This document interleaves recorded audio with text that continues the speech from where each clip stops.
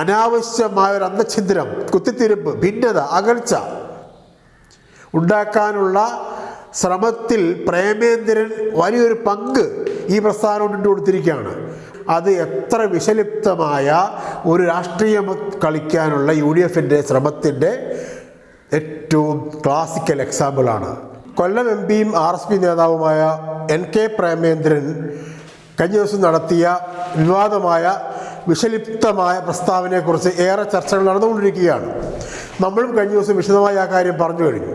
പക്ഷേ അതിൻ്റെ അനുബന്ധമായി പറയേണ്ട പ്രധാനപ്പെട്ട ഒരു കാര്യം, ഇന്നലെ അതായത് 24 മണിക്കൂർ കഴിഞ്ഞ് 48 മണിക്കൂറും കഴിഞ്ഞ് രണ്ടാം തവണയും പ്രേമേന്ദ്രൻ ആ പ്രസ്താവന ഉറച്ചു നിൽക്കുമ്പോൾ, ന്യായീകരിക്കുമ്പോൾ, ഒരു മാറ്റത്തിന് തയ്യാറല്ല, തിരുത്താൻ തയ്യാറല്ല എന്ന് പറയുമ്പോൾ വേറെ ചില കാര്യങ്ങൾ പ്രധാനമാണ്. UDFൻ്റെ ഘടകകക്ഷിയാണ് RSP. കോൺഗ്രസ് ആണ് UDFനെ നയിക്കുന്നത്. മുസ്ലിം ലീഗാണ് UDFന് രണ്ടാമത്തെ കക്ഷി. CMP അടക്കം വേറെയും കക്ഷികൾ ആ മുന്നണിയിലുണ്ട്. ഇവരാരും ഒരക്ഷരവും മിണ്ടിയിട്ടില്ല, അക്ഷരവും പോലും മിണ്ടാൻ തയ്യാറാവുന്ന സൂചനകളുമില്ല. അത് പ്രധാനമാണ്. എന്തുകൊണ്ടെന്നാൽ പ്രേമേന്ദ്രൻ പറഞ്ഞ കാര്യങ്ങൾ തികച്ചും വസ്തുതാവിരുദ്ധമായ, നേരിട്ട് പറഞ്ഞാൽ പച്ചക്കള്ളമായ കാര്യമാണല്ലോ.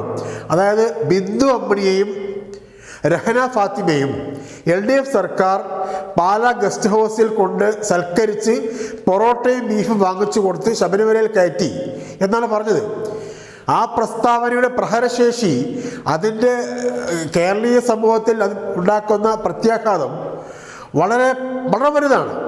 അതാണ് ആളുകൾ അത് വീണ്ടും ചർച്ച ചെയ്യുന്നത്. പക്ഷേ പ്രേമേന്ദ്രനെ പോലെ ഒരു നേതാവ്, ഇങ്ങനെയുള്ള നേതാവാണ്.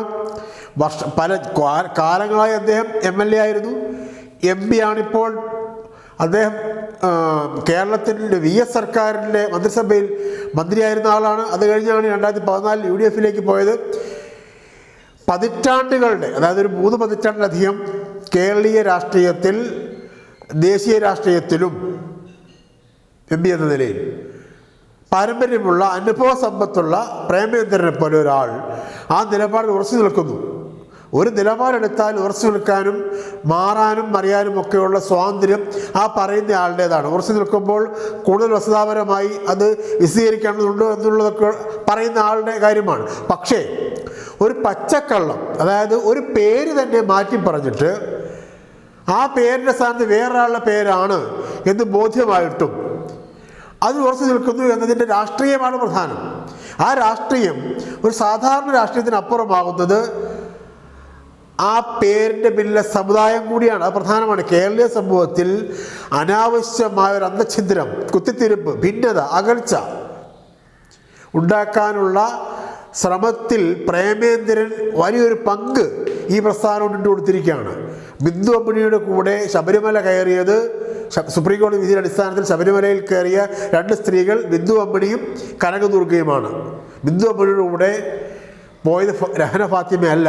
രഹന ഫാത്തിമ എന്ന സ്ത്രീ ശബരിമലയിൽ പോയിട്ടുണ്ട്. അവർക്ക് പക്ഷേ മല കയറാൻ കഴിഞ്ഞില്ല.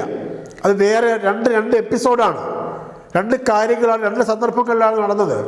പക്ഷേ ബിന്ദു അമ്മിണിയും രഹന ഫാത്തിമയും ചേർത്ത് പറയുന്ന ആ പ്രസ്താവന അതിൻ്റെ എല്ലാ വസ്തുതാവിരുദ്ധതയോടെയും പച്ചക്കള്ളത്തിൻ്റെ സ്വഭാവത്തോടെയും പ്രേമേന്ദ്രൻ റിപ്പീറ്റ് ചെയ്യുകയാണ്, ആവർത്തിക്കുകയാണ്, അതിൽ ഉറച്ചു നിൽക്കുകയാണ്. അതിൽ PD സതീശൻ, കേരളത്തിലെ പ്രതിപക്ഷ നേതാവ്, മുൻ പ്രതിപക്ഷ നേതാവ് രമേശ് ചെന്നിത്തല, KPCC അധ്യക്ഷൻ സണ്ണി ജോസഫ്, UDF കൺവീനർ അടൂർ പ്രകാശ്, മുസ്ലിം ലീഗിൻ്റെ ജനറൽ സെക്രട്ടറി, ദേശീയ ജനറൽ സെക്രട്ടറി PK കുഞ്ഞാലിക്കുട്ടി, UDFൻ്റെ പ്രധാനപ്പെട്ട നേതാക്കളിൽ ഒരാളാണ് അദ്ദേഹം. മുൻ മന്ത്രിയാണ്, ഇനിയും മന്ത്രിയാകാനിരിക്കുന്ന ആളാണ്. UDFൻ്റെ MLA ആണ്, മുൻ MP ആണ്. ഇവരാരും ഒരു അക്ഷരം വിടുന്നില്ല. CP ജോൺ, CMPയുടെ നേതാവ്, ജനറൽ സെക്രട്ടറി, മുൻ CPM നേതാവ്, CPMന് ഇപ്പോൾ തക്കം കിട്ടുന്നിടത്തൊക്കെ കടന്നാക്രമിക്കുന്ന ചാനലിനും പുറത്തും അങ്ങനെ ആരും മിണ്ടുന്നില്ല. എന്താണ് മിണ്ടാത്തത്? അതിൻ്റെ അർത്ഥം എന്താണ്? അതിൽ നിന്ന് കേരളീയ സമൂഹം മനസ്സിലാക്കേണ്ടത് എന്താണ്? ഇവരെല്ലാം പ്രേമേന്ദ്രൻ പറഞ്ഞ കാര്യത്തെ അതിൻ്റെ അതേ അർത്ഥത്തിൽ അംഗീകരിക്കുകയാണോ?